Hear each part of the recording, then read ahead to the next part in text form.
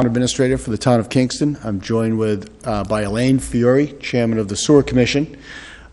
We have scheduled this forum this evening to speak to you about the proposed investment in our infrastructure here in Kingston. And so this forum we've entitled Kingston on the Move, the Road to Economic Prosperity and the Management of Our Property Taxes. We're going to be doing this exact same forum again next Thursday, May 2nd, at the same time, 7 to 8:30 p.m. It's our goal and the goal of the Commission to make sure that people have the opportunity to have every one of their questions answered about this investment in our infrastructure. So we're going to bring you through, first of all, the background of what's driving this decision and really help you understand what has been done for years, many years, leading up to this moment. So Elaine, if you'd handle the slides for me. I think it's important that we look at our history and some key data that drives this decision.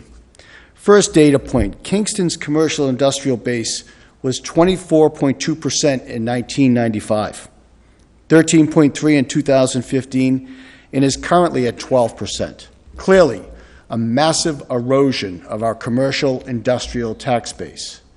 That's important to note because it's the commercial industrial tax base that takes the pressure off our residential taxes. The steady decline in commercial tax revenues has resulted in a proportionate increase in our residential taxes.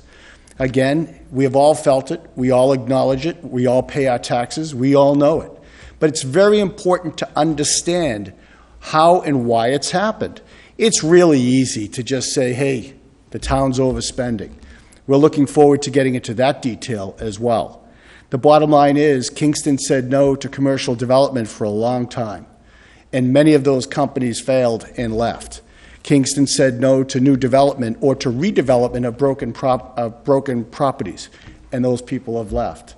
Kingston has said no to existing businesses who have got great potential for redevelopment, but we didn't have storage capacity to allow them to expand. So we said no. And we are where we are. Our commercial base has declined significantly, and our residential tax base has had to pick up that slack. The demographics shown in the master plan clearly shows that the people in Kingston 20 to 34 years old aren't staying here. We're paying to educate them. Our parents are paying to send them to college, and then they're leaving Kingston. And why are they leaving Kingston?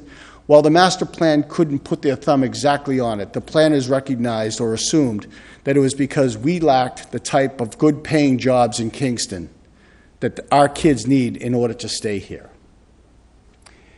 In addition to our very, very, very rich natural resources of water, open space, land, green property, we have 3 exits in Kingston. Exit 9, exit 10, exit 8, 9, and 10, pardon me. Incredibly well situated from a strategic development, commercial development area. We are a desirable location for commercial industrial businesses to move in. And let me be clear, I'm not talking about scrap dealerships. I'm talking about well-established businesses that their alternative is to build and develop in downtown Boston on Route 128. We have the T. The T provides us a tremendous strategic advantage. The T is nowhere near capacity, substantially under capacity. We don't have the housing. We have the open space, open and commercial industrial space. We are a desired location, but we have to do much more in terms of welcoming people here. The key to commercial development is expansion of the wastewater treatment plant. We are at 100%. Right now, we're at 100%. So if we don't expand our plant, we can't welcome new people to Kingston. Let me give you an example. Just this morning, I met with a developer out at the old Maple Street Fire Department. That location, that fire department, is permitted for 1 bathroom. This developer has got a plan to build 57 units of over 55 housing, condominiums. 57 units. Over 55 years old. We're not talking about school-age children. Over 55 years old. They have been in negotiations with the owner of the oil company.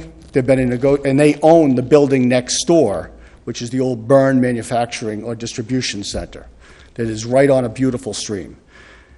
They can't build that complex because they don't have sewer capacity. Our wastewater lines go right by their front door. The distribution system is in place, but we don't have the capacity at the plant.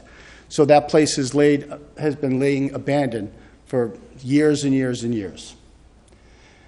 Secretary Jay Ash was here last fall, sat at that table, and he said, folks, this is one of the richest opportunities we have for a town in the state of Massachusetts. You've got exits. You've got the MBTA. You've got undeveloped land. You've got properties that can be redeveloped. What are you waiting for? You can build your commercial tax base overnight if you would just make an investment in the wastewater treatment plant. As a result of our presentation, Elaine's presentation to the cabinet secretariats in the governor's cabinet, they gave us a $3 million grant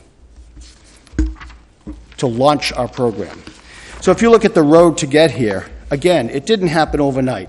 And I don't have to read this per se, but in 2010, the Kingston residents had enough vision to adopt the 40R mixed-use zoning. A 40R is residential and mixed-use next to abutting a T station or a transportation hub. It's what this Commonwealth is promoting. It fell apart because the economy fell apart. It fell apart because the housing market exploded. It still sits there tonight, a 105-acre site of just dirt. Just dirt. In 2011, anticipating that one day a treatment plant would be expanded, the commissioners built a leaching field underneath the Kingston transfer station, which is capable of 125,000 gallons a day. It's already built. It's not being used. It's already built. We've built the capacity for that. They have built the capacity for that. That was the vision of town meeting that I so respect. So respect. They purchased the land abutting the Davis property, which gave them access to the Davis property. Without access to the Davis property is no good to us. So in 2011, town meeting had the wisdom to do that. In 2014, Independence Mall was about to go out of business. The retail market was crashing. Amazon was eating their lunch. They weren't getting 90% of their business was retail. People weren't doing their retail shopping, by and large, strictly at a mall. They were doing it online. And so they approached the town of Kingston for tax relief, or they were going out of business. Kingston gave them a very substantial tax break, a 5-year plan, which I happen to think was wise. In that tax plan, they reduced their taxes substantially with an understanding that they would rebrand their business from a retail business exclusively to a mixed business where they used where they had entertainment, they had recreation, they had restaurants, where it wasn't just big box stores. And it's worked. That business is now making money again for the first time, and will renegotiate, or the assessors will renegotiate that tax plan in the very near future. Where were we? Purchase property. What is it? In 2019, and then in 2018, purchased. In 2018, created an overlay district for Kingston Collection, which allows for 150 key hotel by right and 300 apartments by special permit. Pyramid has chosen the contractor. Pyramid has signed an executive a MOU with them, a purchase and sale agreement. We're now talking to them about what we're able to do in terms of storage capacity. That project is well on the way. It will go where the Sears building is. The Sears building will be destroyed, it'll be leveled, and a 300-unit facility will be there. Once that break ground, they'll get going on the hotel, 150-key high-end hotel. Now just think about a few things about economic development, which people, I don't think in this town, talk about enough. We just did a deal for the solar project.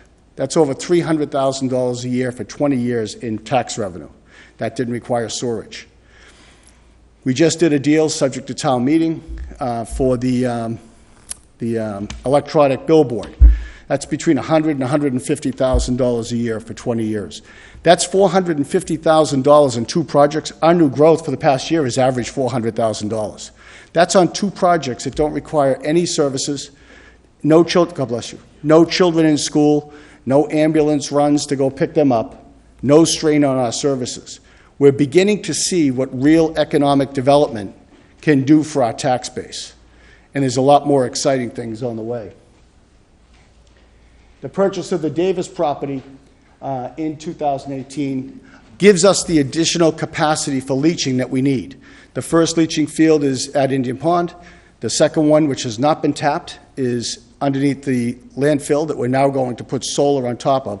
The third one will be on the leaching fields at the Davis property. In 2019, we were awarded the Community Compact Best Practices Grant for Economic Development. When the Cabinet Secretary came down here, read the master plan, which I had nothing to do with. That was the first thing I read when I was applying for the job. This team in town put together an extraordinary master plan. Came down here, we applied for a best practices grant. We were given that grant again because the state wants to help prime this pump. We haven't put in any money yet. The state has put up the $3 million and has offered a $20 million very low interest rate loan for us to take advantage of the enormous opportunities that are before us. Now, when you go to the current year, click if you would, Elaine.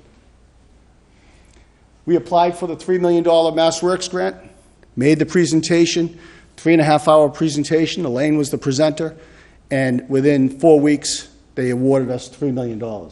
We applied for a $3 million grant from the state economic bond bill. That was right before I left the legislature. We'll know the answer to that hopefully mid-May. It looks very promising, so that would be another $6 million toward the project. We've applied for a $1.9 million grant. We are applying this week to the United States Department of Commerce, their Division of Economic Development. It's a grant specifically tied to job creation and commerce development. We've applied and have been approved for a $20 million low-interest loan from the State Revolving Fund. And let me be clear with this. They want to drive economic development. Unlike if you build a house, they give you the loan, you build the plant.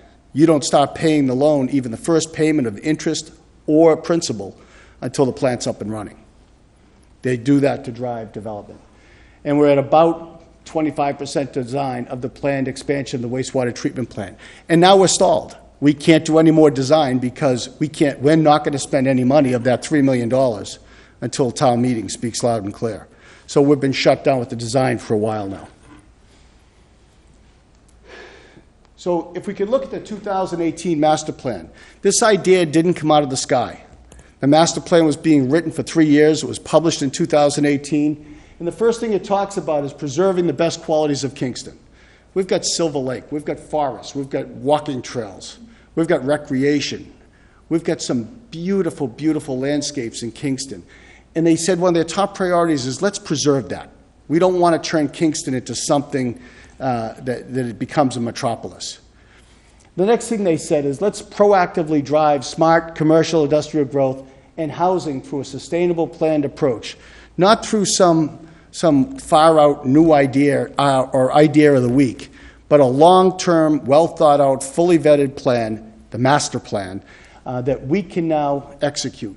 But they make clear that we have to have the support of public officials, town meetings, citizens boards, businesses, organizations, residents. This is about the residents tonight. Elaine and her team have met with the business groups. We meet with anybody who will meet with us. We have both gone into Boston to New England Council, Boston Chamber of Commerce. We've met with and presented to the Mass Biotech Council. We are looking for big businesses that want to put clean manufacturing at our existing sites. Existing, available, vacant sites, or sites that have a garage on it that are 8 acres that can be torn down and build a gorgeous economic zone in the town. Third priority in the master plan, build a shared commitment to economic development through partnerships with a broad range of businesses, including light industry, high tech, medical tech. I just said that.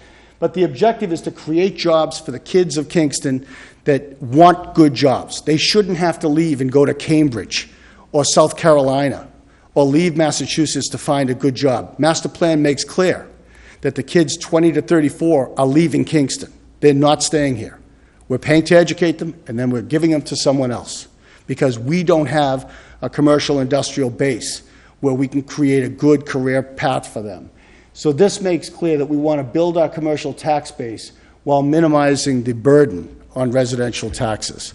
That is very possible. If our plan works, we'll be building our tax base by millions and millions and millions of dollars. For every dollar we increase our commercial tax base, we don't have to tax residences for it. There's no question, I'm going to say this several times tonight, that our residential taxes in Kingston are unmanageable. No question. It's too simple to say stop the spending. Right now, this year, in this budget we published this evening, our budget for 2020 is $500,000 underneath the tax levy, underneath Proposition 2.5. Under 2.5, we were allowed to spend up to $835,000. In the budget that the Board of Selectmen and the Kingston Finance Committee have agreed on, a consensus budget, we spend approximately $350,000 of that $850,000. So for those that say just cut the budget, they're not getting close enough to the numbers to make an informed decision. Because if they look at the budget, they can't tell you where to cut it. They can't tell you. They'll talk about pennies, but we should cut it in dollars, they say. The way to the way to reduce our residential taxes is to grow our commercial economy. And it's out there for us. There are towns that don't have any commercial space. We've got commercial space. We are rich in areas that have been undeveloped or underdeveloped for years. Our future is really, absolutely within our control. Our future tax base, residential tax base, is within our control if we have the courage to take advantage of the opportunity that is before us. So what are our major objectives? Build a commercial and industrial tax base at least back to where it was in 1995, 24%, according to your master plan. Number 2, stabilize and then maintain the residential property tax burden on Kingston residents. That's what we're doing this for. That is the reason for doing this. Number 3, create quality career opportunities for Kingston residents. Why should people have to leave Kingston to find good jobs? Number 4, maintain Kingston's commitment to preserving its precious natural resources. The master plan made clear over and over and over again that that has got to be our top priority. We sit on one of the most richest aquifers in the Commonwealth. We don't want to, we won't do anything. And by building a plant or expanding the capacity of our plant, we're not allowing, we're not promoting Title V's and septic systems. So the proposed action plan, with town meeting approval of Article 22 and continued success in our landing major $1 million grants, will complete the engineering and design required for the expansion of the plant. Next, we'll upgrade the low-pressure water lines located in target economic zones into high-pressure water lines to support commercial expansion plans. Put very simply, the high-pressure water line goes through Indian Pond Estates, down Rabbits Road, and it stops at Kingston Collection. And then it goes to a low-pressure water line. Consider it the distribution system. In order to develop that end of the town, the high end of the town, where the Kingston Collection is, where the entire Kingston Collection, the proposed hotel, the proposed new housing units, there has to be a high-pressure water line put in. It's a $2 million project that will provide the water to the target areas that we want to build the economy. Proactively reach out to companies and target business sectors who may be interested in developing in Kingston. Contrary to what you've read on Facebook lately, there is a lot we can do to get big businesses to come to Kingston. Remember, big businesses need employees. With unemployment rate as low as it's been in decades, employees are not readily available. Employees will go to places where there are good school systems, where there are good sports programs, where there's good government, where there's good people. Those businesses will operate in those areas because they can get employees to move to those areas. So we're reaching out to those companies and we're selling Kingston to those companies. And we do it on a daily, if not weekly basis. I see a couple of brokers in the room. We've presented to some of their biggest clients because Kingston is the hottest thing on the South Shore right now. And everybody in Massachusetts knows it except the citizens of Kingston. This is a very exciting time, and we shouldn't be losing that opportunity to celebrate it. Last, we'll contact existing businesses along 3A, south and in Town Center, who have proposed projects. You'll hear from Elaine, over dozens of projects that they have proposed to either develop or redevelop existing projects.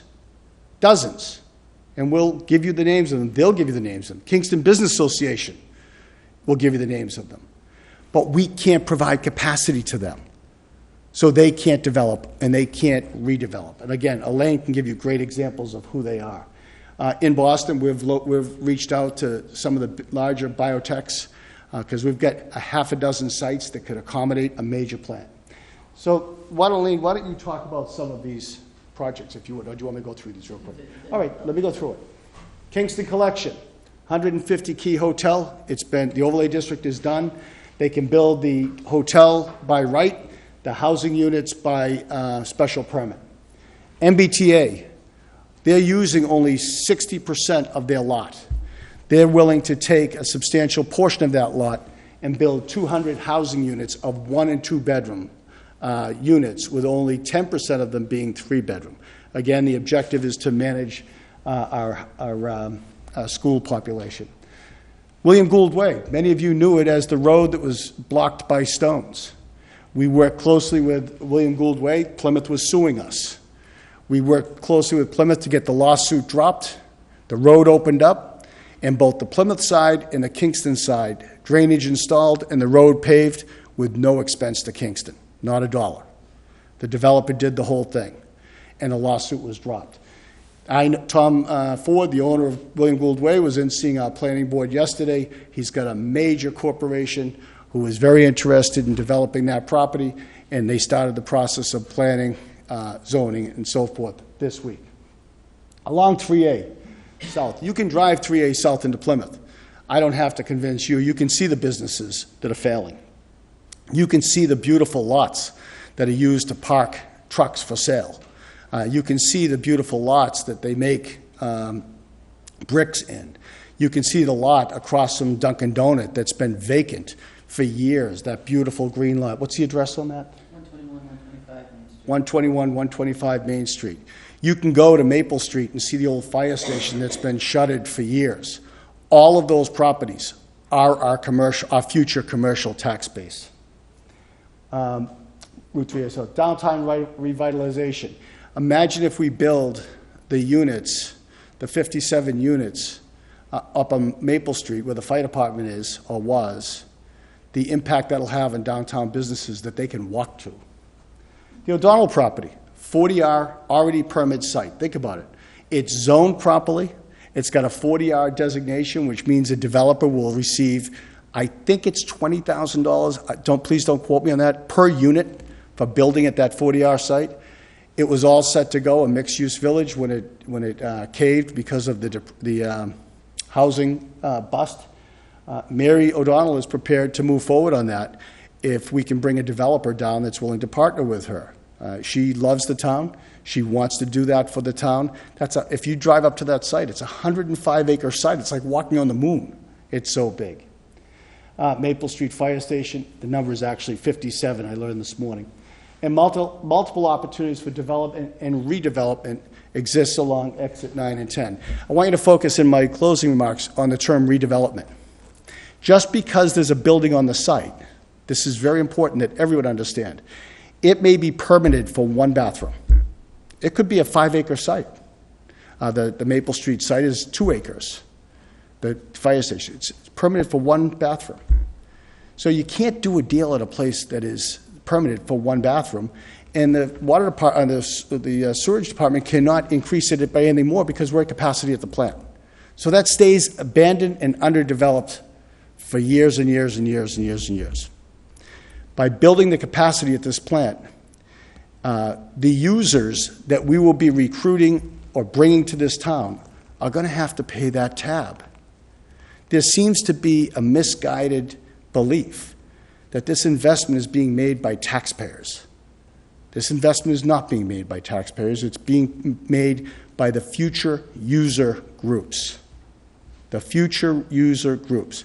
Now, just like any enterprise fund, When they borrow the money has to be guaranteed by the town, just like the money was guaranteed by the town when they built the plant in the first place, when they built the water department expansion, the treatment plant.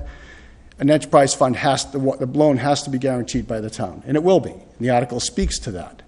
But this is not, if you're a taxpayer who's not on the system, God willing, if things go well, we're all going to benefit from the commercial tax base growth, but only the user groups we bring to the town, these businesses, will be paying the tab.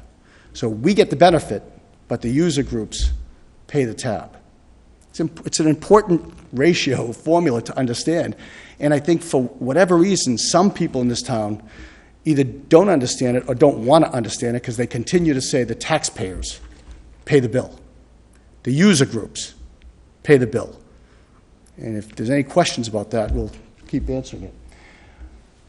So I'm going to turn it over to Elaine, and before I do so, I think it's important for people to know that this project has been on the drawing board for 5 years. That's why, as I showed you, the road to success started with buying land for leaching fields years ago and getting access to leaching fields years ago. And when the landfill was built, putting the leaching field on the landfill that hasn't received a gallon of water yet. So there's been a lot of vision, a lot of planning, a lot of heartburn, a lot of sleepless nights that's gone into this. If this doesn't pass town meeting, I'll just give you a short vision of the future. The first good piece of good news is Elaine will sleep much better, because I still get emails from her at 1, 2, 3 in the morning as a water commissioner with different scenarios. She's an analyst by profession, so she analyzes it from every different angle. So I know she'll sleep better. But then that we are committing to a long-term situation where a disproportionate amount of our services are paid for by our residences, our citizens, and not from commercial businesses. And that's a shame, because we've got so much unused land, or land that's ripe for redevelopment, that can start contributing to our tax base. I'd like you to think about it in those terms. This is our opportunity. I've been here for 31 years.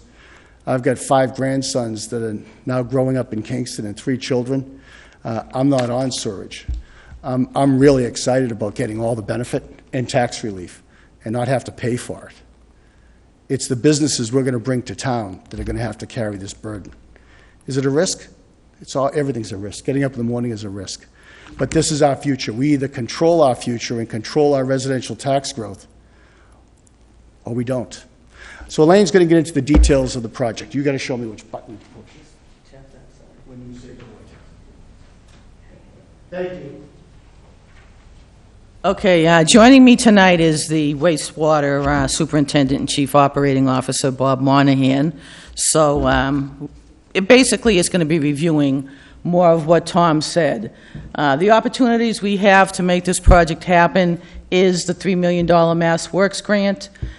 Based on the opportunities that Tom said, the grants that we've applied for, the economic development bill, we have upwards of another $6 million potential for the project, and then, again, the low-interest loan from the state revolving fund.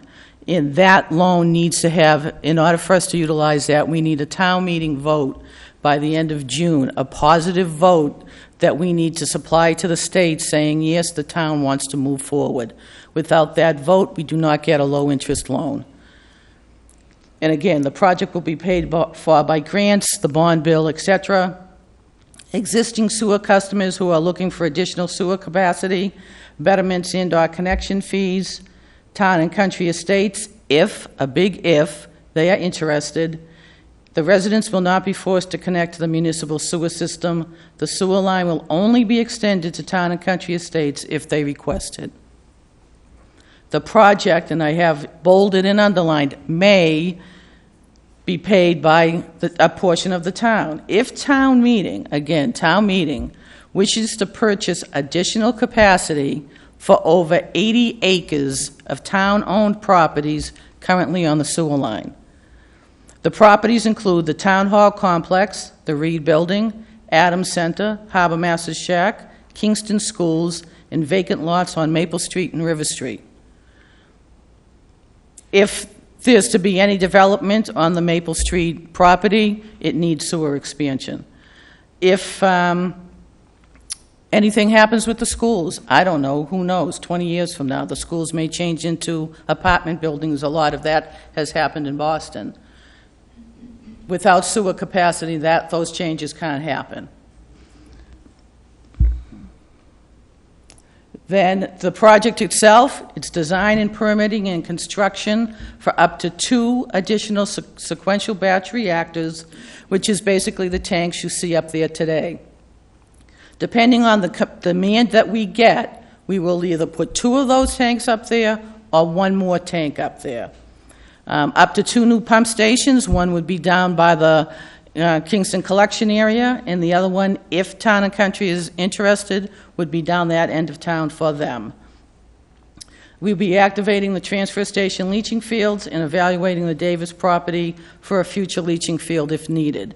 There's borings and geotechnical work that needs to be done at the existing plant site, and we would take advantage of that mobilization and analyze the Davis property. Estimated costs, and these are just estimated costs right now. The project cost with a 25% contingency, which is 2 tanks, 2 pump stations, is $28 million. Right now, we're guaranteed, we've signed the contract for $3 million, leaving a balance of $25 million. With the opportunities that we have applied for, those funds would reduce the project debt to approximately $20 million. Again, if it's 2 tanks. The municipal sewer line will be extended to include properties near Kingston Collection Way, Marion Drive to the MBTA commuter rail station. The municipal sewer line may be extended to Town and Country Estates if they wish to abandon their aging treatment plant. The sewer line is not being extended down Route 106 Wapping Road. The sewer line is not being extended down Route 27 Pembroke Street. The purpose of this project is not to bring the sewer line to the rest of the town. This project will not move forward unless capacity has been sold to the other side. Okay. Well, that was good. We can go through it again. I'll be getting this thing later. Okay. I have another computer. Just, lean on it.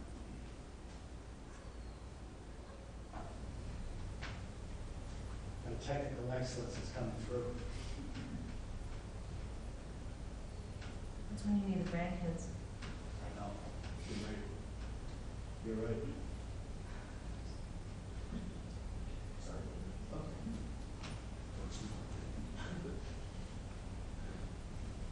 The project will not move forward unless we have capacity committed to pay for the debt. Article 22, this is a town meeting article. As a preview of town meeting, I will read it, because I know there's concern about the language in this. To see if the town will appropriate a sum of funds to pay costs of designing, constructing, equipping, and furnishing an expansion of the wastewater treatment plant, including the construction and/or reconstruction of related pump stations, the extension of related sewer lines, the acquisition of any easements and land necessary to complete the improvements described above, and the payments of all other costs incidental and related to determine whether this appropriation shall be raised by taxation, transfer from available funds, borrowing or otherwise, or take any other action relative thereto. The description that was printed was, this article allows for the funding of permitting and construction of an expansion on the wastewater treatment plant. The project will be funded by the sewer customers requesting the additional sewer capacity grants and the town if the town wants to reserve capacity for any potential future development on town-owned property in the sewered area. The town has signed a Mass Works grant in the amount of $3 million, which reduces the total cost of the project.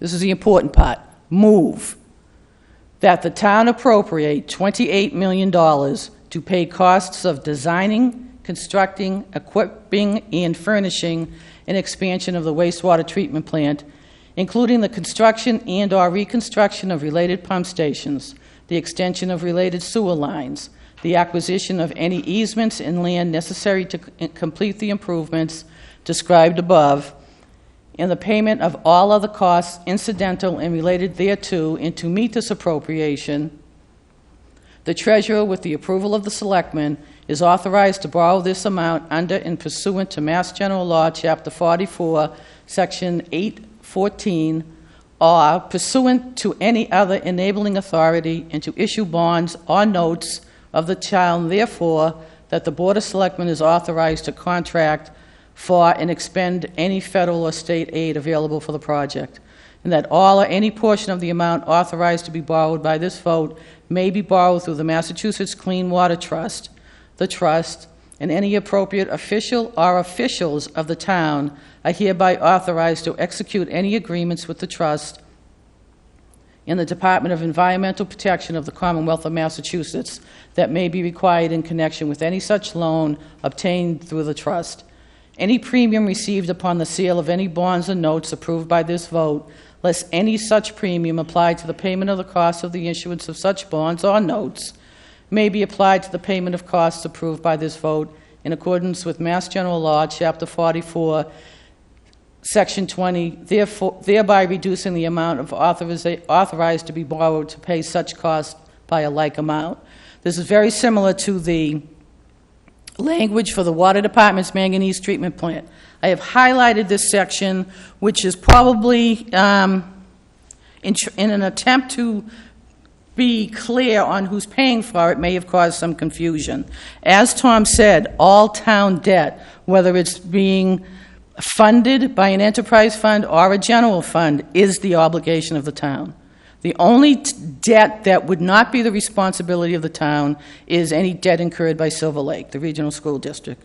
So we had language added in that said, well, the debt issued pursuant to the authority of this vote will be a general obligation of the town pursuant to the general laws. It is the town's intent that the debt service on such debt be paid in the first instance from a combination of state and federal grants, betterment assessments on new users, and connection fees, except to the extent any treatment capacity is reserved for town properties, in which case a portion of the annual debt service proportional to the amount of treatment capacity reserved for town purposes during that same annual period shall be payable in the first instance from the general fund. Basically what it is we are not going to commit to building this without commitments for the capacity. Every project that has been done in town by the Enterprise Fund, whether it's the Water Department, their recent manganese treatment plant, the one they're proposing, the sewer project almost 20 years ago, phases 1 and phase 2, the commissioners in charge of those enterprise funds will not put the town at risk for that debt. If we don't have the capacity committed, this project isn't moving forward. Or if we have the capacity for it and it's too expensive and we don't have anybody who wants to buy it, the project's not moving forward. So I'll get to your questions. Here we go. Perfect timing. I want him to make sure I'm getting out of line. I have a major question. Yes. I was here for Pyramid. Okay. Pyramid came in. Yep. The town father said, you build it, you have to put your septic in. Why are we doing this for them? We're not doing it for them. Well, we were doing it for somebody. We're doing it for businesses. Yes, and you'll probably be surprised to hear, based on the information that Tom gave me this morning about this, there's a proposed housing development on Maple Street for over age 55 development. But, The problem is, why don't they put their own septic in? well, on the Maple Street, they can't, Why not? because they're on sewer. And it's in that area wouldn't perk because it's right near, it's a wetlands area. It's right near the stream. So if you're on sewer. Yeah. And we have no capacity, Mhm. you can't put a septic in? No. The whole purpose of the sewer project was to correct environmentally sensitive areas in town and to clean up the bay. So what is currently sewered accomplishes that. Like the center of town the center of town is wet. Right. is completely wet. Maple Ave. So is Maple Street. So they wouldn't be able to perk even if they were allowed to put in a septic system, but they're not. On a property, you can either have a septic system or a sewer system. You cannot have both. And if you're already on the sewer line, it's the sewer line, because it's an... Bar Lane? That has been a decision that we have put into our policies and procedures, as well as the Board of Health, because again, the whole intent of the project... To keep it out of the bay. Right. I understand that, and I appreciate that, but I think in a case like that, couldn't there be, an exception made? I mean, a zoning board of appeals exception. I'm just saying that I personally think that mall should take care of itself. I think absolutely they should take care of themselves. And I don't even have a sidewalk I can walk on. And we're dealing with getting people in here that is just going to, I understand what you're saying, I heard clearly, we need the commercial, I agree to some degree, I agree, but what is it doing to our town? We're turning this town into something it's not. We can't keep up, the water is an issue, we can't keep up because all the trucks are destroying it. The alternative is we do nothing, and the services in town are drastically reduced, because the average department... Maybe we need to go back. Okay. Maybe we need to go back to basics Well- and be the small town that we Well, are. let's talk that through. Sure. Okay, an average department outside of police and fire and highway, the real major $1 million departments, on average is $125,000 to $150,000 to operate those. So if you want to see, if you don't want to cut police, you don't want to cut fire, you don't want to touch the schools, okay, we've got multiple departments. It would take completely eliminating 10 departments, even to... I'm just trying to explain. I understand. We would okay, so let's say facilities is one of the 10.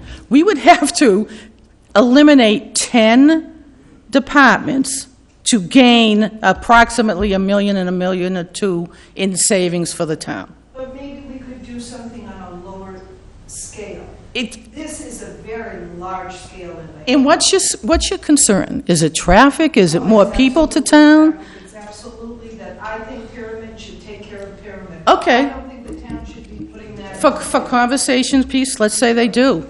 Let's say Pyramid's not part of this equation. Okay. Just for conversation. Do you think we shouldn't go forward with the project? I don't understand the... Okay, say Pyramid goes and builds their own treatment plant. Yep, they do their own thing. Okay. Are you now saying the town shouldn't continue with the project anyway? On a $28 million scale, yes. I'm saying if we need, I don't know how long the sewer's been in, 20 years? Mm-hmm. If we need to upgrade that, Yeah. it's certainly not going to cost $28,000. And maybe we do need to upgrade that to keep it out of the bay, to do what we wanted it to do. I'm just saying, this is my personal feeling. I think a lot of people feel the way I do, that maybe we need to slow down and have a town, a small town again. And that's why it's going to a town meeting vote. It's going to town meeting vote, and I took up too much time. Yes, ma'am? So I have a couple questions. Sure. First of all, is there a way to scale this back so it's a smaller project that we can build on down the road? Okay, because of the way that the treatment plant is built, we can either add one tank or two tanks. That's the only option. to Yes, scale back. because, and they have to be equally sized tanks, because as one tank is filling up, the other tank is treating. So they have to be equally sized tanks. So that's why the option is one tank or two tanks. How much does that cost? Well, economy of scale, if you're doing them both at the same time, you mobilize, you've got everybody there. It's a matter of a few $1 million difference to add the second tank. So even if we did go with one tank, we're prepared to do that if the capacity isn't there. When do you need to tell the Clean Water Trust how much you want to take up for debt? Is that in October? We have to have a favorable town meeting vote in June. When will you get the firm commitments by entities that want to come in and use the sewer system? Well, believe it or not, we're getting them now. I've got over 100,000 gallons pretty much committed. So I would like them no later than the end of, say, mid-September. So do you think you can I've already pretty much have a tank filled, just within the past week. Handshakes or real people coming in and signing? Well, like everybody else, they're waiting for the cost of the project. The cost will not be known 100% until it goes to bid.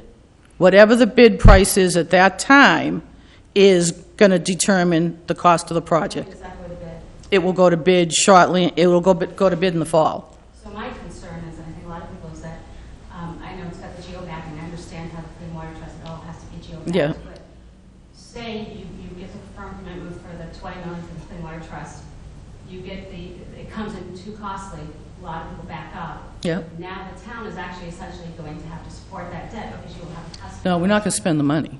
Well, how do you've already borrowed the money from the Clean Water? We're not going to go forward in October and make a commitment to draw down any of the money unless we You have. have that option. If you've given the Clean Water Trust, Yeah. when do those bonds go out? When would you receive the funds? We're eligible for the funds as soon as they have our bid documents, at that point. So the money we would be spending between now and that would be the grant money, the economic development bill money. My concern is that if you tell the Clean Water Trust, yes, we want to borrow 20 million, Mm-hmm. you've committed to that. I don't think once they've done a bond deal, can you just not use that money? Yeah, we would tell them we're not going forward and we won't draw any money down. Yeah, I mean, There's a fee associated with that. there's a fee with the Mass Works grant.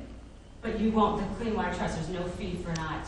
No, because we're not going to take any money until we have the firm commitments. If we start to draw down the money, yes, I agree. We are at a tremendous risk, which is why we're not going to do that. When do you plan on drawing the money then?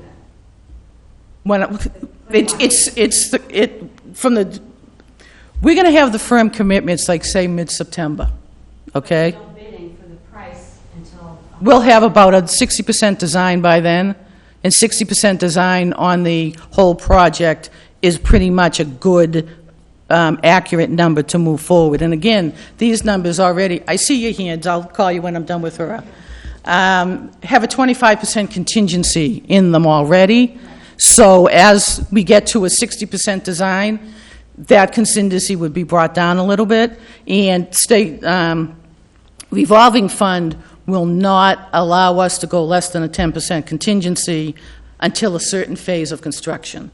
So there's benchmarks all along the way, and I know it's hard to get your head around, but I don't want to be on the spot, nor do any of the other commissioners, to put the town at risk because we're taking a gamble. Now, do we have to rush it this much? The Clean Water Trust issues throughout the year. Can we, They don't issue throughout the year. You have to have your application submitted, then they notify that you've been on the list, then they approve the list, and then they give you the June deadline. It's not, Once a year you can apply for this? yeah. And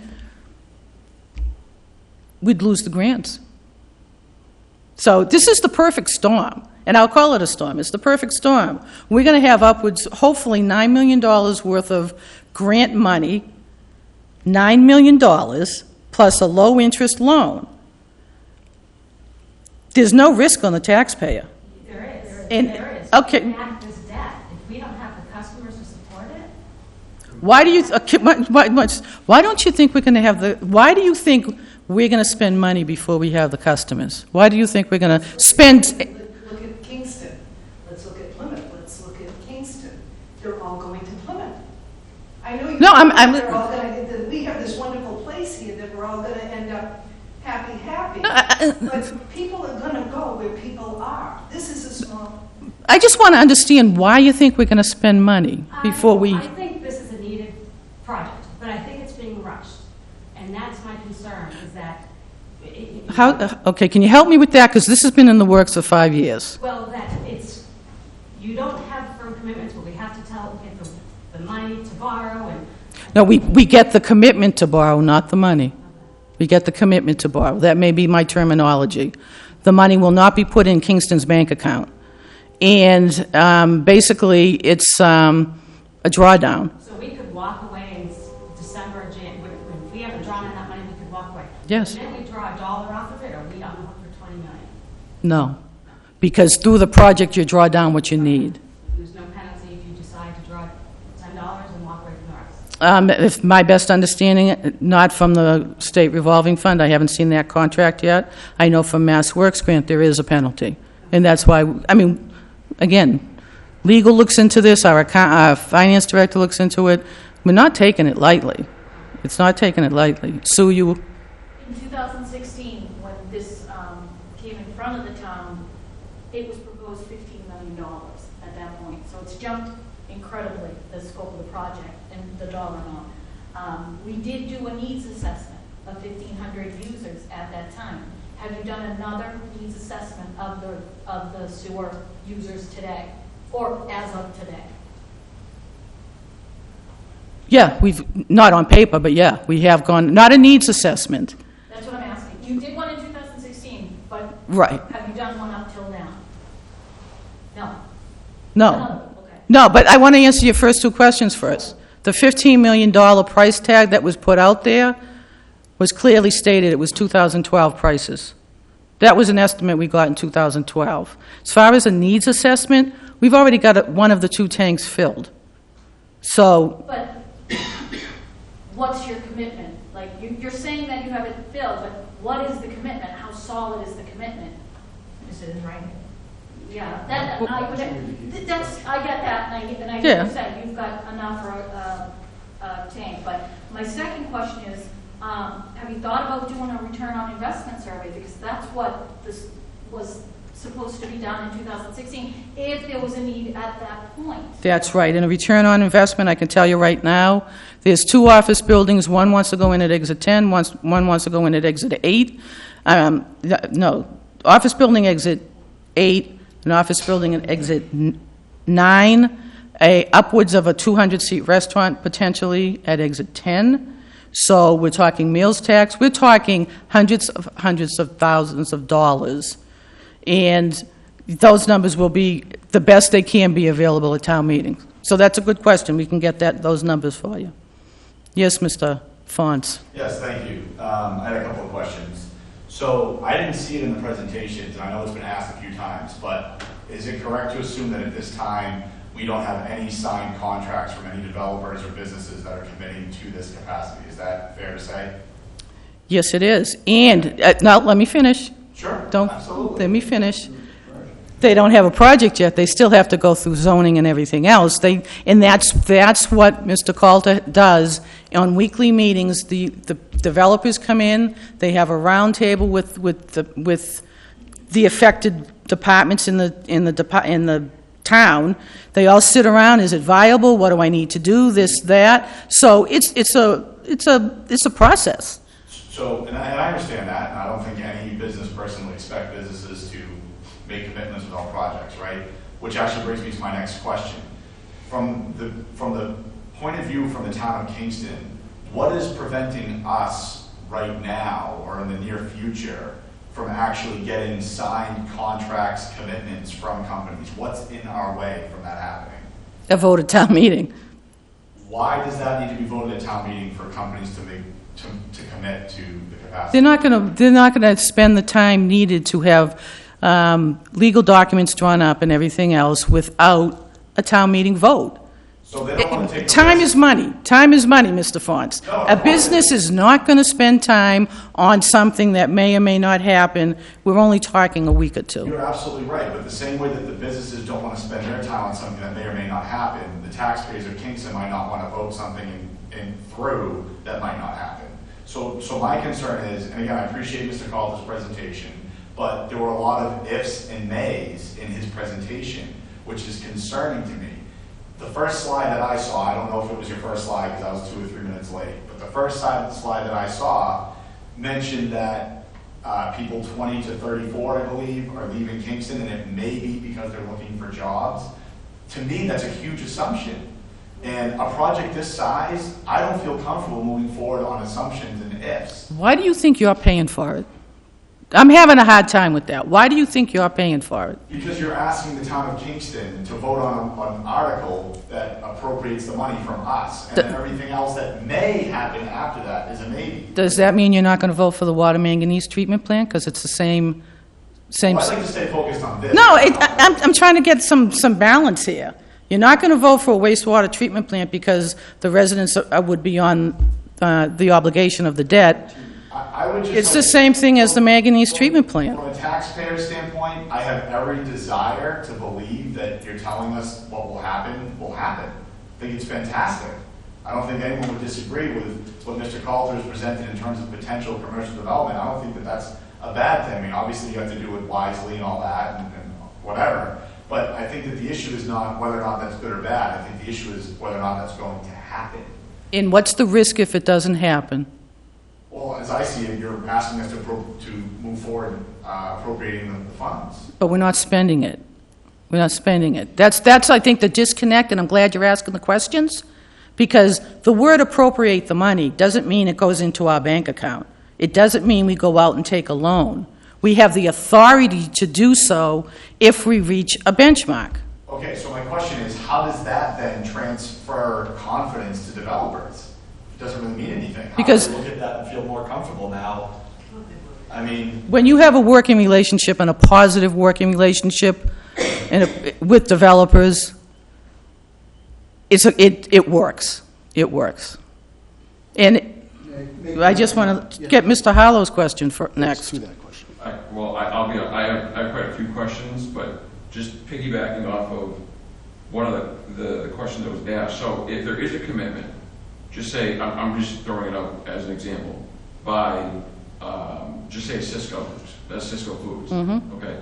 And so we start building this project, and then the Cisco Foods project falls through. What happens at that point?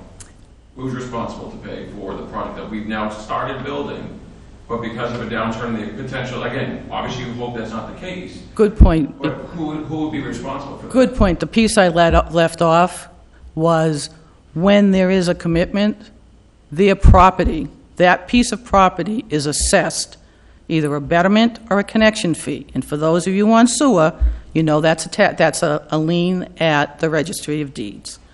That obligation is tied to that property, just like a resident. If something happens and you don't pay your taxes, because it's also tied to your tax bill, then we can go through tax title. Correct, but I mean, just say, again, because I have other questions that get into costs and whatnot, but if a large corporation or a large company were to say, take $100,000 worth of capacity, okay, and then their project falls through, well, I mean, I'm not saying that this is how I would operate, but I could see companies just saying, well, I'm not going to pay $100,000 a year on something I committed to and take the property. I mean, I could potentially see that it's happening. I mean, if bankruptcy things happen all the time, I don't agree with them, but I mean... Wouldn't that be a perfect opportunity for a town? A piece of property on the sewer line with capacity, ready to be developed. But we'd be paying for it. And we're supporting it. That's the thing, so it gets back to... I mean, so well, I understand what you're saying, and I think it's good that we wouldn't do anything in terms of Still sell the capacity. furthering the process until we have commitments. The question is what is the commitment once the process begins from a business perspective of guaranteeing that the taxpayers don't end up on the hook for whatever the dollar amount is for a property that just says... I'll give you a perfect example. There's a property that was, it could go, if they put a septic system in, it would have been over $1 million. If they hook up to sewer, it's going to be less than $1 million. That's the incentive for the businesses to participate. And Right, but I just mean the incentive in terms of, not so much an incentive of doing a sewer versus septic. I'm talking about in terms of a viable project that just, the funding disappears for that project. Then- I mean, 'cause those are things that do happen. maybe if I ask it this way, forget wastewater treatment plant. If it's the water manganese treatment plant, and a big company that's connected to the water goes belly up, who's paying that debt? It's the same equation. I don't know, because we're not talking It's about just, the water treatment. no, but we're talking, generalized, we're talking about town projects where the debt is the obligation of the town. We're talking about different levels of debt. Why? We're talking $28 million versus how much for the other one. 28 million, we've already got 3 million, we're down to 25. Yes, and you've got, Okay, I understand your questions, and I'll be prepared better for them by town meeting. I just want to, just one thing is that I'm. Next week. Bond analyst, I've done this for 20 years. Yeah. Look at towns and these, the backing of the debt. There is instances when the towns have to support this debt, and the towns have major issues. Has that ever happened to Kingston? You know what, that's the first time for everybody. Not enough, not as long as I'm involved in this project, that will not happen. What if there's a downturn in the economy? Right, pyramid all over again. Just like a water treatment manganese plant. What size of scale we're talking? Duly noted. We're having another meeting next Thursday night, so we can address that again if you want to come back. Before you go on the next For one. the sewer, I- sorry, for the wastewater, there's another meeting next Thursday? Yes, there is. Same thing we're doing tonight. Let me just answer Yeah. this one question to John Michael's point. The information about 20 to 34 came out of the Kingston master plan that was adopted by the town and published in 2018. So that's the source of that information, not my original data. The second thing about, I want to be very clear, we had the top person from the Commonwealth, I don't know if you remember his name, who approved our SFR loan, SRF loan. And we asked him that question. Once we're approved and authorized by virtue of the town meeting vote, we're already approved. It's authorized by the town meeting vote. Elaine made it crystal clear to them that we will not draw down a dollar unless we have firm commitments.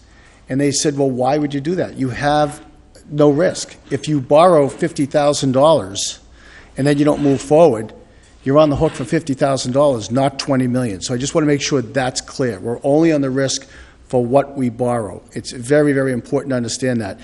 What perhaps for the next meeting, we'll create a chronology of a decision path, right?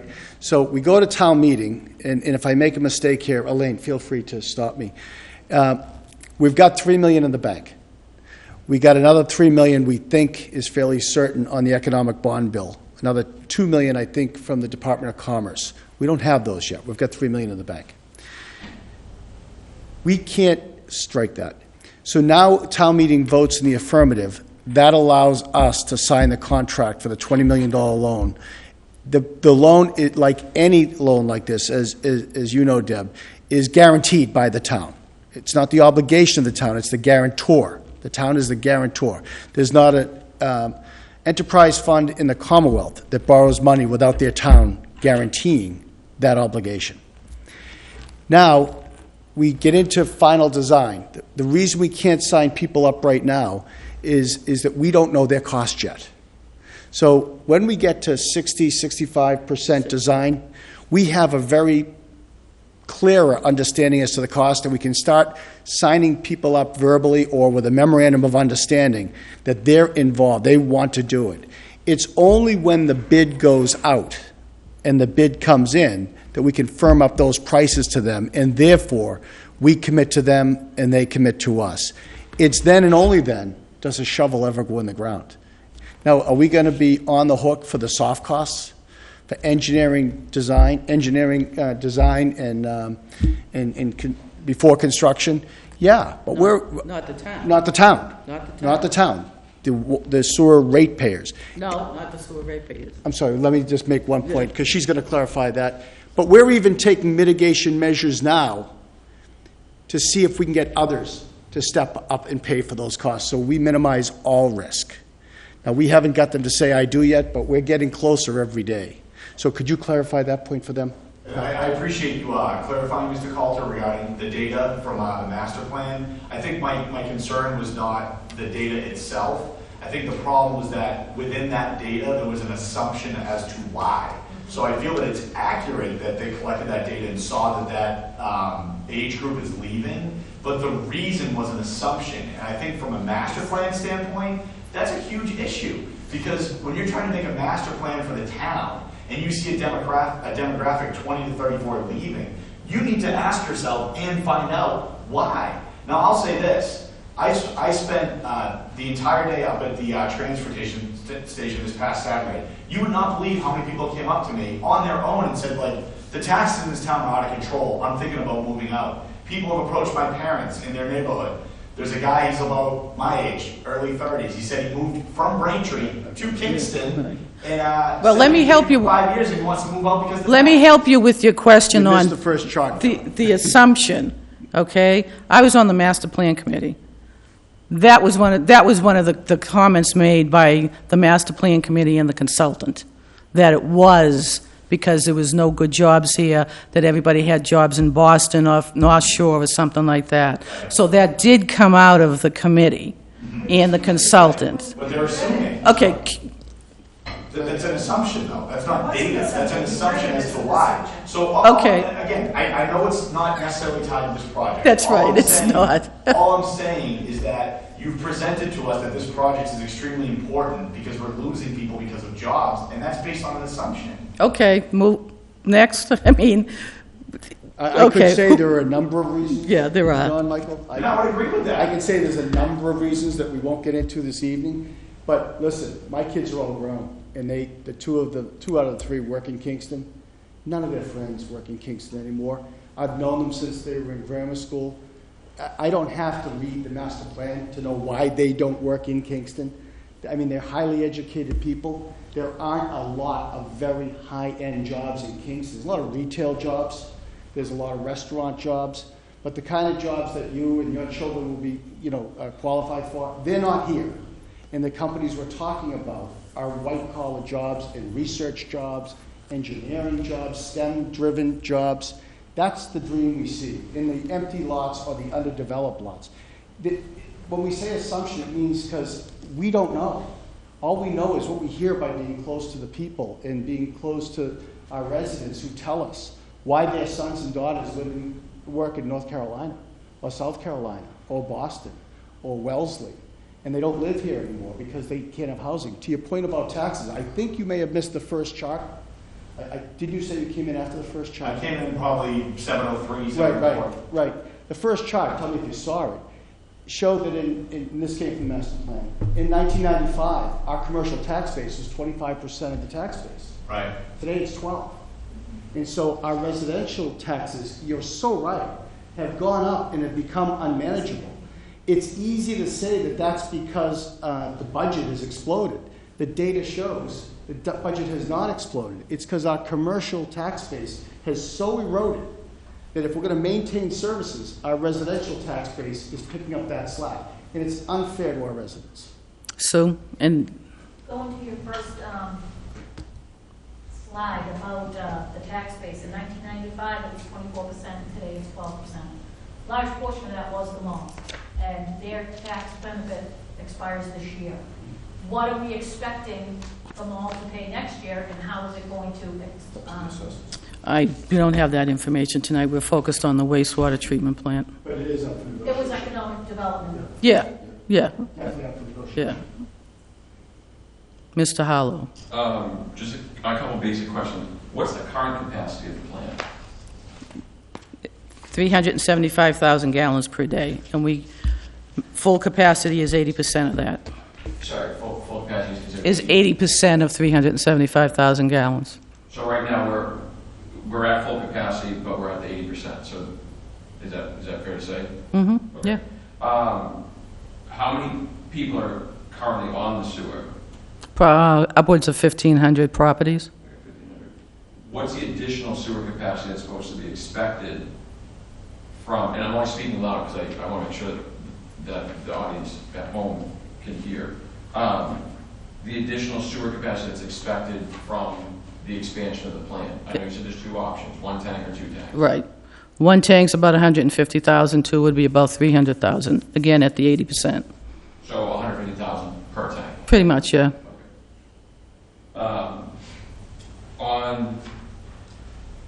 On the design fee aspect, so we don't have a design, we haven't spent. We have a money, 30% design, yes, we do.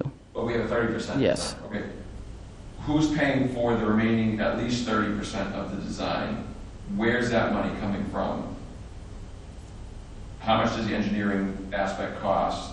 And when is that money going to be appropriated?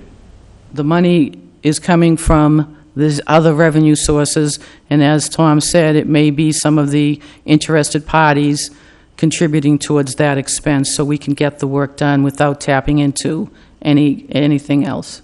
When you say other revenue sources, The grants, the economic development bill, mitigation, there's a lot of avenues that we're looking into.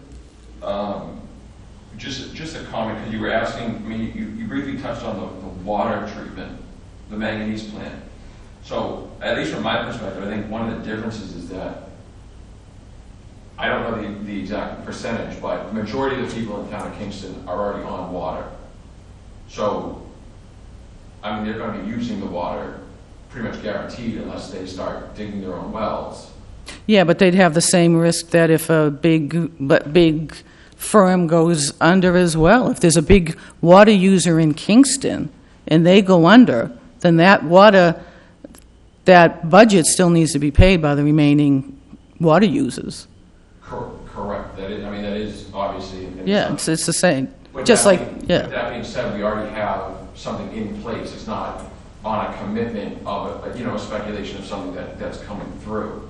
But it has the reverse effect, like that because the example used was if a company goes bankrupt, we're on the hook for that expense.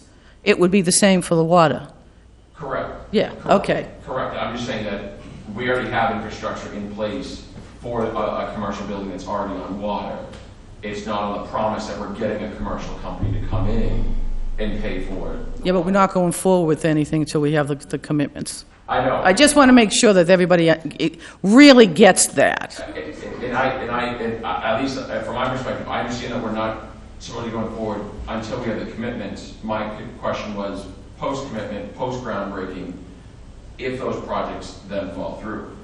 Just like the water manganese treatment Who plant. decides when the commitments are fulfilled? Who's the decision maker? It's the sewer commissioners along with the engineering firms and to partnering with the stakeholders. So it's the sewer commission who decides, yes, we're going to go ahead with this debt at the end of the day. Well, the debt has to be authorized by the Board of It's Selectmen. authorized by the town. Yeah, same with to Tom's point, same as the water department. The process is not any different for this project than any other project that's happened in town. Phase 1 sewer project, Phase 2 was millions and millions of dollars as well. The same process happened. There's nothing different. Sue had her hand up. I'll take Sue's question. Oh, you already. Okay. I think one of the differences between the original sewer project and this was that in the original sewer project, you had to pay. So there was, you literally, if the sewer went by you had to pay. And that same commitment will be for this. If you sign up and you say you're committed, you have to pay. Like I said, a lien is put on the property. The lien's put on the property. It's no different than Phase 1 or Phase 2, except you're asking us to put a lien on your property because you want to partake in the project. Right, so that's a big difference. I don't see it that way. Asking to have it be put on a project and being forced to be put on a project are two different things. Well, the same lien is going on the property that went on your property. But I think the difference is, like, in this case, the person has to be, like, asking for it, like, the business has to, like, ask for it, as opposed to, like, in the first stage, like, the citizens, it was basically forced upon them. And I guess I'll have to do better next week to explain. We'll put something better together to maybe a visual will help, because it's not going forward unless we have the capacity sold. I was wondering if you could touch on that, too, because I saw, like, in your presentation, it said, like, no one will be forced to go on the sewer. That's right. Not myself personally, but, and again, it's just what you hear from people around town, but I heard there were, like at least a couple of stories where people were told in their homes, like, oh, if you have septic, especially if it's like, a new septic or whatever, you don't have to go on, and then they were forced on. So what types, like, first of all, I mean, I don't want to open up that can of worms, like, how did that happen? But what types of guarantees are you going to put forward for the people so that doesn't happen again? Like, oh, sewer lines go in front of your house, you're on. Because the sewer line's not going in front of anybody's. No, the sewer line is for exit 8. Everybody else who wants the capacities already has the pipe in front of their property. So where is all this property? That's what I'm still having a problem with. Where is all this property that we need to address, other than Mary O'Donnell's? Maple Street. There's vacant property at Maple Street. Right across exit 9, if anybody goes past exit 9, you see the billboard there that says an office building, 2,300 square foot office building. He even has a billboard there showing what he will build if he has sewer capacity. Yeah. Elaine, how are they going to get onto 3A? Susan, I understand your concerns. That's for another meeting. I'm here to try, I understand you have concerns. Yes, it's for, This is what I'm saying. I mean, right. I'm here to answer, I'm not here to, septic can. because Why? they're on the sewer Oh, line. they're on the sewer. I'm sorry. You did say that. Yes. My understanding on that was that even if you're on the sewer line, but there's no capacity, which I'm not sure why that property wasn't given capacity, but if you're on the sewer line and there's no capacity, at the end of the day, you can still apply for a Title V on the property if the property perks. I mean, you kind of said it yourself. You said that you can either have a sewer or a septic, but not both. And even, I think someone asked if it was a state I can law. help you with that. Basically, that property does have sewer capacity. There's 2 lots there. It has sewer capacity. It doesn't have enough sewer capacity for the projects they want to build. It's a vacant lot. It has no, it's got a stub there, all set to go. It has not connected to sewer yet. They're paying their betterments, though. So, based on the Board of Health rules and regulations, they could put a septic system there, but it would need to perk for the size of the project that they want to do. They are very interested in connecting to sewer. Weren't those guys just in front of the planning board? Were they I not don't at their know. meeting? I was at their meeting, they were in front of the. Okay, let's, But I think that's an interesting point, because I thought we were told, like, some of these companies don't want to take any steps forward unless this goes through, but here you have an example right there. They're already going in front of the planning board, talking about traffic studies. They're moving forward with the project. good for them, that's, Right, but that illustrates that some developers Okay. actually can move forward without having this article approved. if they choose to. If they, like I said to you, time is money. If they choose to move forward, can we centralize, this is a wastewater treatment plant expansion. Yes. If you're concerned about the cost of the project, your concerns about commitments and things like that, great. That's what this concern is, though. It's a commitment question. Yes, When and I asked what was preventing us from getting more commitment from people without this article, you basically said, like, companies aren't going to do that the key, until we do this. But there's an example of a company doing that right now. So my question is, how is it that they're moving forward without this, and why is it that other developers can't do the same thing? because they've chose to wait until a town meeting vote. It's that simple. Right, but so they don't want to put themselves at Mr. risk. Mr. Fonce, That's what I'm asking. I'm not gonna, I think we've gone round robin with that question. It's up to the developer. The underlying premise has got to be, and if everyone accepts this, and we can cut our fingers, put it in blood, Yeah. and put it in writing, put it in the press. If everybody accepts that if there's not enough demand for the capacity, it won't get built. So if that lot on Main Street wants to build a septic system, they should do that. If Town and Country wants to invest money, and they have, into revitalizing their existing wastewater treatment system, they should do that. If Pyramid wants to spend millions of dollars upgrading their current wastewater treatment system, we don't provide sewage to them. They have their own wastewater treatment system. I know that. Then they should do that. When they're the ones building the residences up there, they have to make a decision, on-site treatment or hook up to our treatment. They have the plan. We can't force them because there's not a line going right by their property. Then they should do that. And at the end of the day, if there's not enough demand, commitments, and signatures to build a plant, there'll be no plant. So I think, I appreciate that, but I think that the question that's coming from some of us is, why aren't we just letting them do that? Exactly. Why? That's what I'm saying. And again, to your point, You just said they are. I don't, right, so again, the question is, then why this? And in all fairness to you, Mr. There's Coulter, dozens you've of spoken, There's dozens of other opportunities. Right. Can we have one person speaking at a In time? all fairness to you, Mr. Coulter, you have spoken very highly of our community. I agree with you. I believe that if you are right, and I agree that you are, these companies will see that. And they will say, this is a great place, 3 exits, good town, good place. They will analyze how good Kingston is, and they will make those investments if we are as good as we say they are. Right. And they're willing to with sewer capacity. They're on the sewer lines. They're on the sewer lines. So, I just wanted to ask the latest with Town Country, so they're not going to be part of it? it's up to them. We don't have a firm commitment one way or another. It's up to them. Seriously, it's up to them. I mean, we don't go down that end of town if they don't want it. Are they on Title V, or do they have an actual treatment? They have a treatment plant They there. actually have a facility that It's upwards of, acts as a sewage yeah, treatment a facility. private wastewater treatment plant. They're in a simple make or buy situation. They're in a plant that's at its end of life, or at least advanced life, and they have to make a decision to put in substantial capital to upgrade it or to hook up to town sewage. For us, that's an investment that would require putting in a pipe that, we're not crazy about doing that. We'd like to stay on the line that exists right now.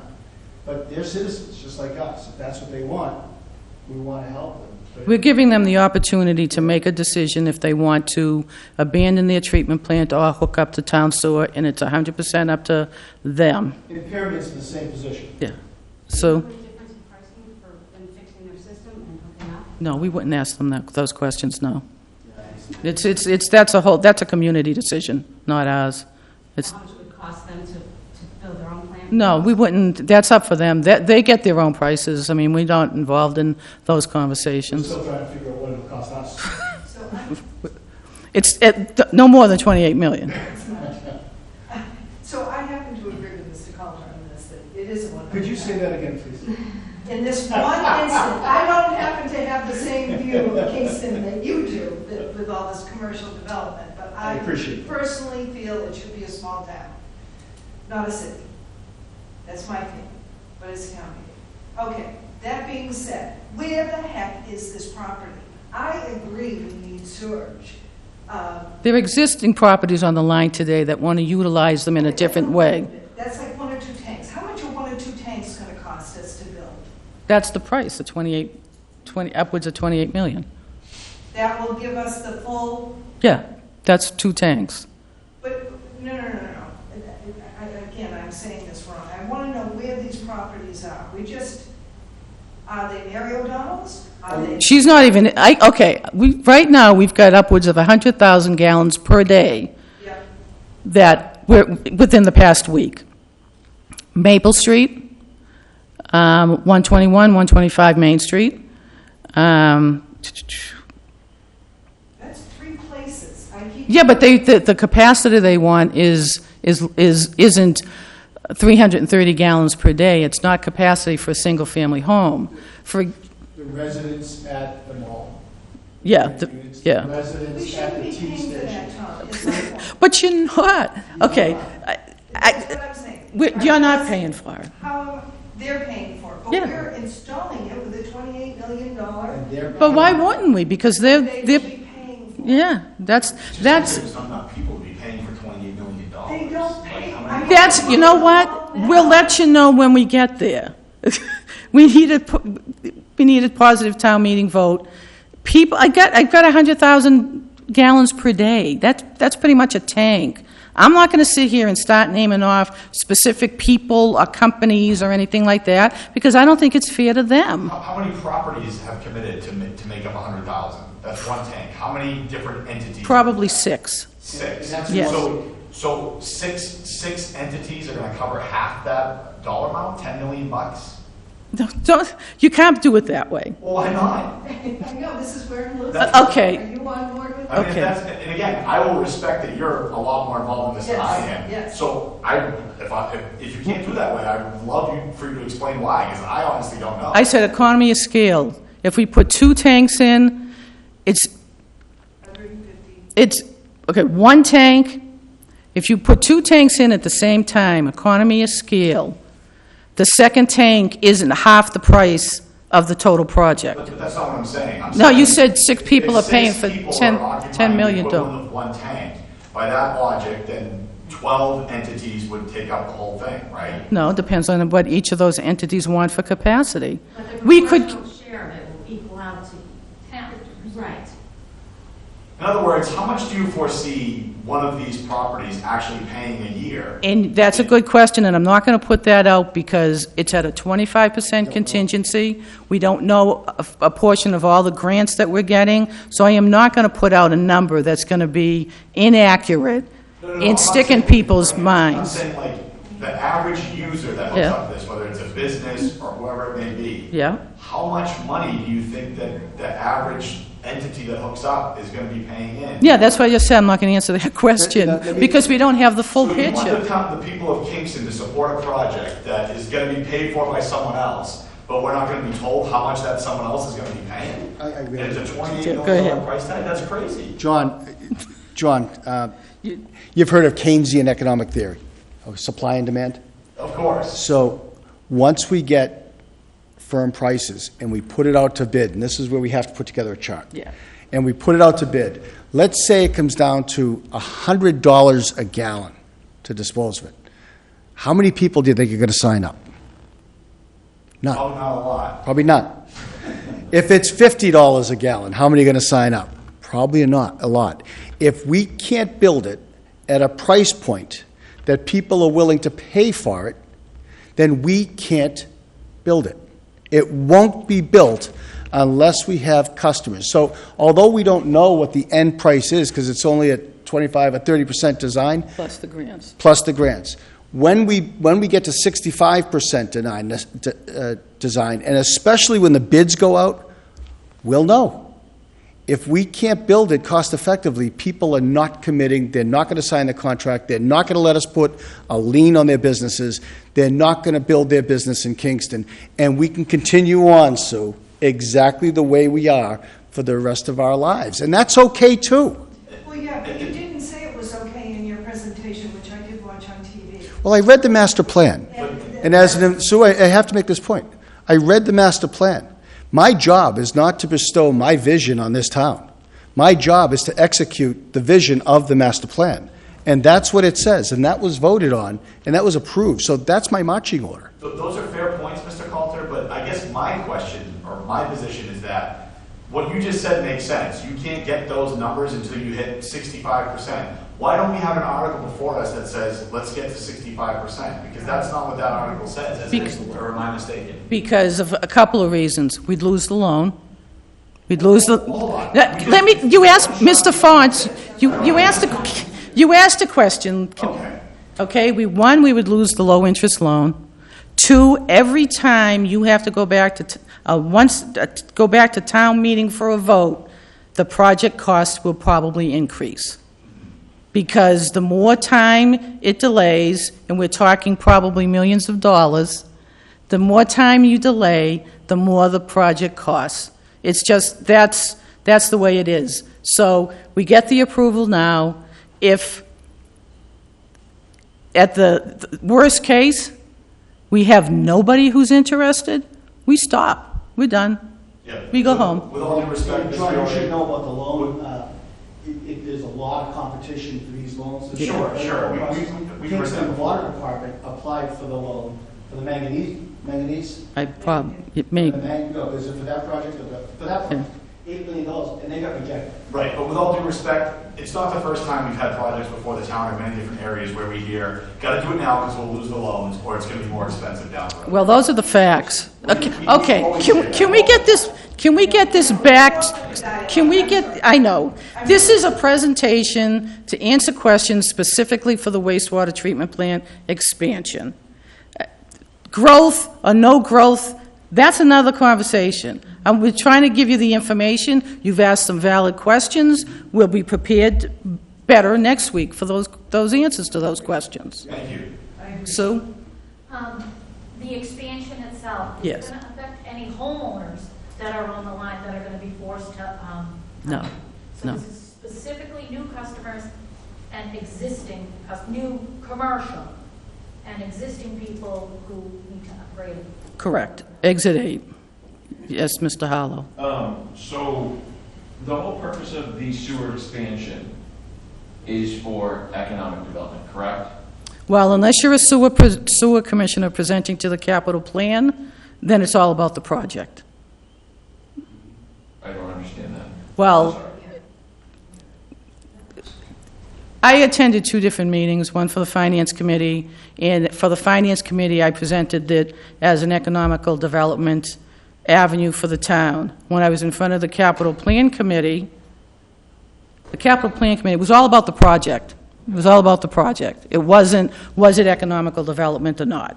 Okay, I'm sorry, I wasn't there for either one of those meetings. No, I just want to make that clear, because I know there's some confusion about that as well. Oh, I was going off of the presentation here.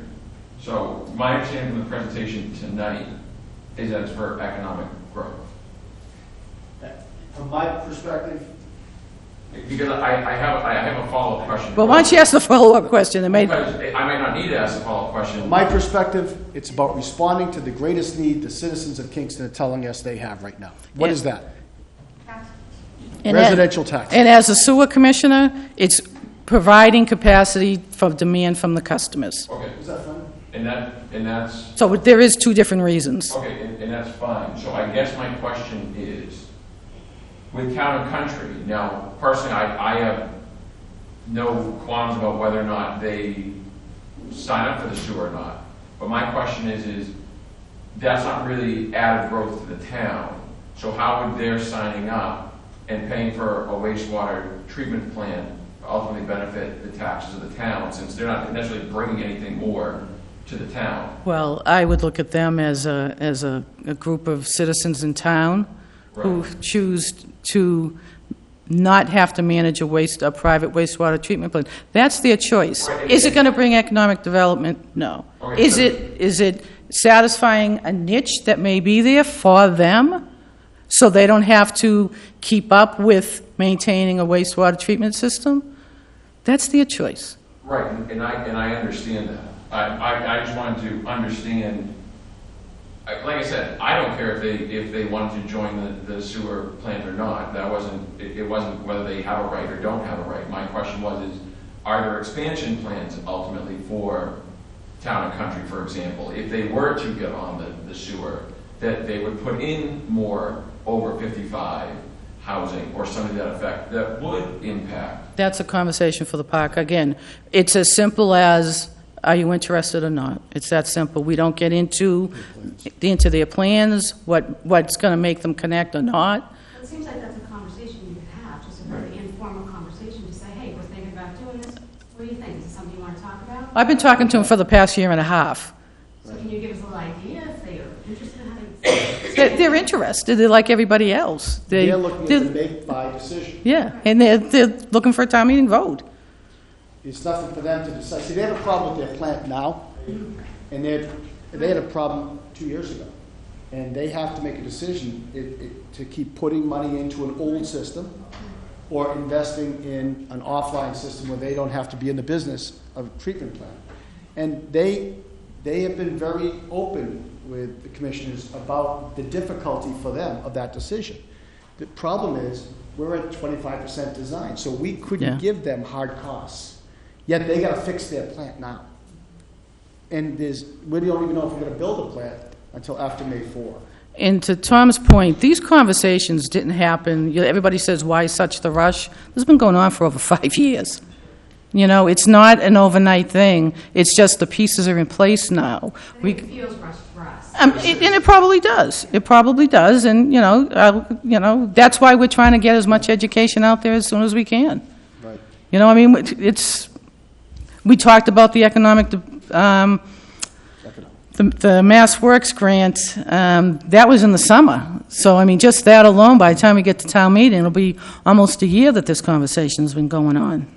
But see, there's a perfect example of Town and Country, and this is not going to have information. These are citizens. These are our citizens. And we are not even addressing them. We're looking for the economic development. We're willing to address them if they choose to I be. understand, but as Tom said, they're probably ready to do now, and they're not what, you can't give them hard numbers, and I understand all of that. But if this was for our residents, but it's for this out there, and we've already gone through Pyramid, haven't we? Haven't haven't we lived through Pyramid, the windmill? I mean, haven't we lived through these nightmares? I'm not sure what that means. Yeah, What do you mean? and I'd like to, Successful? Is can, Pyramid successful? Is it successful? Well, the Dan gets their financials, and that's how we I determine don't it. talk to Dan about. But that's how we determine our taxes on them. And they're in business. They made it through the Great Recession. They made it through the crash. Tom. You asked a question, Sue? I did. can we Let's bring just this look back at to a wastewater treatment plant? Commerce Way and the Pyramid Knob. Let's just look at those two. Let's not. I'm sorry. Nothing to do with No, wastewater. I'm sorry. As far as the conversation on Town and Country, I prefer not to discuss that anymore. They're a private entity. I want to respect those residents in that community. Mm-hmm. It's their decision. We give them a price. It's their decision. We're staying with wastewater. We're here as an educational forum. You've asked some good questions. We're going to get you the answers. Sue? I think just to sum up, people are afraid of the commitment that we're going to get stuck with, and if there's something more hard and solid that you can offer to the residents, it's going to be a much different picture. Looking at the warrant article, you have to understand the fears. Well, and that's why this is good. We get that. Again, like Tom said, we have to do a better job for next week and make it What clearer. I'd like to see, and I mean, the usage needs, the cost, the surveys, and in addition, the max amount that you're going to be willing to go forward, because there are only 3 of you. Commissioners, there's 3 of you. And that's a scary thing to have that decision. What are the amounts? Well, we're only going to do this if the need. Define need. What's the amount? If you have all these numbers ahead of time, it's going to alleviate a lot of concern for the residents. More forums. Yeah, well, We'll have as many forums. yeah. And first of all, I don't know if we've appropriately thanked all of you for coming. We really do appreciate that. If you weren't here, we couldn't have this conversation. And we've got another forum scheduled for next week. And I know I don't speak for the commissioners, but my bet is they'll conduct forums as often as you want. Can I make a suggestion and maybe Sure. advertise the next one a little bit better? Sure. 'Cause How I just else? found out about it today. This isn't a rhetorical or flip response, no. Other than the website and the town Kingston Reporter, we're happy to. How else do we? Where on the website was it? I looked and I. Yeah, it was on the It was homepage. On the website. It's on the homepage? Yeah, I don't know if they put it on the homepage It or wasn't current on, events. put it on the, maybe the homepage. Yeah, and then I put it right Maybe on we put it in the homepage. wrong place on the. Yeah, I hate to absolutely. say it, but Facebook. Yeah. A lot of people are on Facebook. Yeah. A lot of people pay attention. Well, we should be crowded next Thursday then. Yeah. Fair enough. Like I said, I just found out about it today, this afternoon. Good enough. And I pay attention. I just want to make one comment about fears. Who talked about community fears? I hear them every day, Sue. My daughter, and doesn't know if she can afford to stay in Kingston. Brand new home, her taxes went up 30%. Now, she doesn't understand it was from new construction to full valuation, so it's an artificial jump that we've all experienced. But I worry about that. My in-law's apartment is attached to her house. Tom, I worry about that because I can't afford to I live hear you, here. Sue. No, I don't think you do. Uh, I can't afford to live here. I heard you say it, I believe that. It's what I hear from citizens every day. They want a plan from this town, from the leadership of this town, that will allow relief on their residential taxes. And, I'm not the brightest bulb with the Christmas tree. If anybody wants to come into town hall, as Elaine said, and literally, I'd love this. Go through the budget with us. Deb, you've gone through it every line item, and you voted for this budget. So has Laura. It was a compromise. I think we all compromised. It's But not we've what we all- all wanted, But we're all just- supporting it, right? And it was a lot of work and a lot of compromise. I agree, there was a lot on of work. both sides, and that's the kind of work that goes into it. I would invite anybody, you talk about services all the time. We get clear messages from all of our citizens. Do not touch schools. Do not touch police. Do not touch fire. That probably represents, I'm going to guess, that probably represents 70% of the budget. I'm guessing. Don't quote me. I'm guessing. I'll get the right number for you. So there's not a lot of room in those other 10 departments that we'd have to wipe out to even make a dent in real dollars to the tax base. And so I would really, I've made this offer to people who speak the loudest a dozen times. come in. I'll clear my schedule. We'll go through the budget with the town accountant, penny by penny by penny. And I would love people's feedback on what services you want to cut, because it will require cutting services. And that's not a conversation for tonight. Exactly. But we talked about what are the greatest fears. Agreed. And their greatest fears is when they call the ambulance, it won't come. When they call the policeman, it won't come.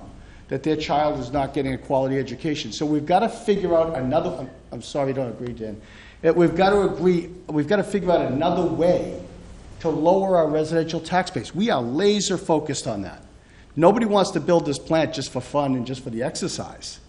It's the only way we can think of, and we are open to great ideas, to increase residential, commercial tax base as we decrease or at least stabilize the residential tax base. That is the greatest fear I hear about every day. And that's my fear. And where I'm coming from, Tom, is I think it proves the fact that we have grown too quickly, too massively.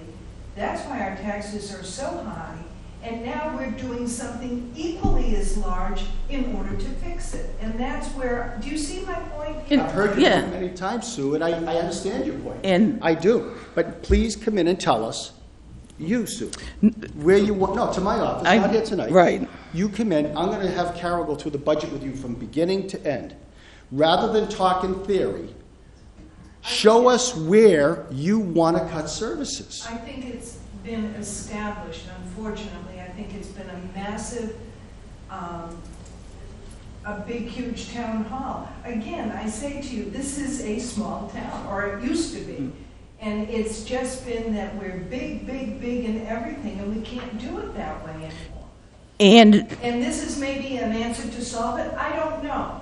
I tend to disagree because I think it's a larger debt that we're going through. But that's my feeling. Okay. From me. So we've got the concerns, the fears. We're going to work on But I appreciate what a you better both presentation did. for next week. Did I interrupt you, Dan? Did I interrupt? And I think more numbers and time, more hard facts would really be helpful. we can do what we have. Would the chronology of decision making be helpful? Absolutely. Okay. Yeah, just. We suspected that we'd get that input, Yeah. and that's why we have another meeting set up. Yeah. So we'll have that for next week. Maybe, can you put that online too, the handouts? Sure, So sure. people can look it over? That'd be Sure. great. I hope I'm not by a tenth of a point, because you know what happens then. Thank you. That's the watermark draft. Yeah. Okay, well, thank you for coming. Really. Next Thursday as well. Thank you. Do you know what time next Thursday, by any chance? 7 o'clock. Well, it will be on package. Nice to meet you. I'm sorry. Yes, I oh, just- Yeah, that's. I should have guessed.